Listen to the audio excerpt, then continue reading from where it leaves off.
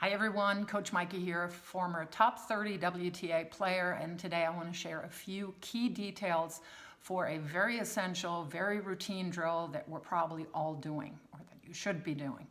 I'm talking about backhands cross court. So the one thing that I did learn on tour was to really work with all the details that I could control.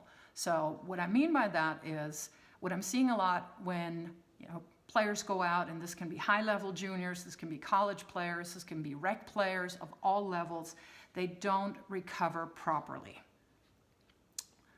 And they just hang out in the backhand corner, they may hit forehands out of the backhand corner, so that's not working on your backhand. So what you want to do is, you do want to recover to your bisector of an angle, to your ideal spot of recovery.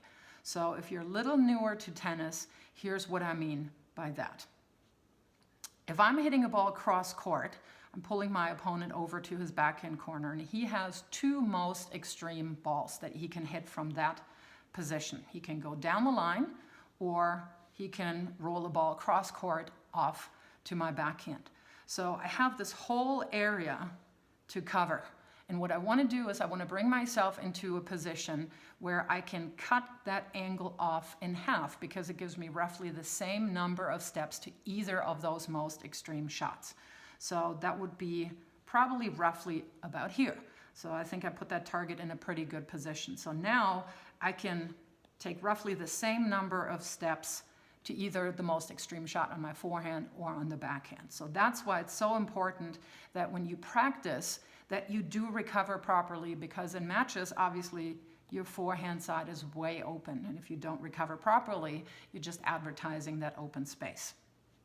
So the number two thing that I did like in practices was put out targets, right? So that I help my brain gauge the distance to where I want to actually hit the ball. And it felt pretty good to have a little success moment there if you actually hit the ball that deep. So I would suggest put some targets out there.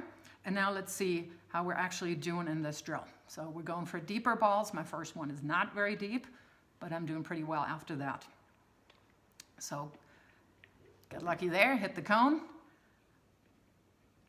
So a few things that I want to point out here is on balls that drive me out of the court, what I want to work on is to actually address that ball at an angle.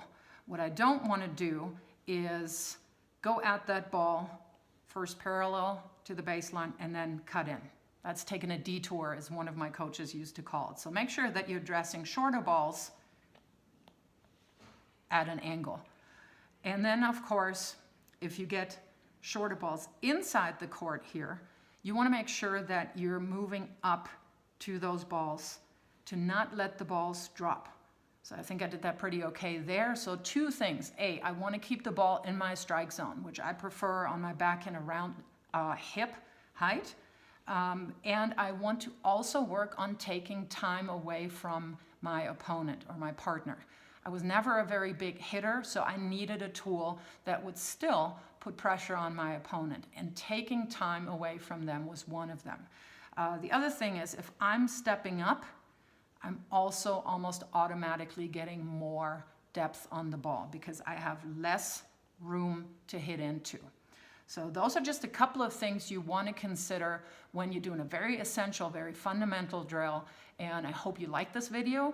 If you did, please subscribe, click on that little bell sign, and that will automatically notify you when I'm putting more content out.